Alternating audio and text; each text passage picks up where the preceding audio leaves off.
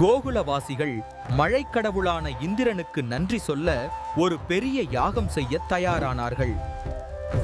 மழை கொடுப்பது இந்திரனின் கடமை. நமக்கு வாழ்வு தருவது கோவர்த்தன மலை அல்லவா? மக்கள் கிருஷ்ணரின் வார்த்தைகளை கேட்ட பிறகு இந்திர விழாவை நிறுத்தி கோவர்த்தன மலையை வழிபட்டனர். தனது வழிபாடு தடைபட்டதால் இந்திரன் கோபமடைந்தான்.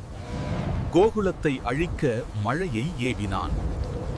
7 நாட்களாக இடைவிடாமல் மழை பெய்தது. கோகுலம் ஒரு பெரிய வெள்ளத்தில் மூழ்கியது. மக்கள் கிருஷ்ணரிடம் அடைக்கலம் தேடினர். அவர்களை காக்க கிருஷ்ணர் மலையை நோக்கிச் சென்றார். அவர் கோவர்தன மலையை தனது சுண்டு விரலால் தூக்கினார். குடையாக மாற்றி மக்களை காப்பாற்றினார். அகந்தை நீங்கிய இந்திரன் கிருஷ்ணரின் பாதங்களில் விழுந்தான். அவன் தனது தெய்வீகத்தை உணர்ந்து சரணடைந்தான்.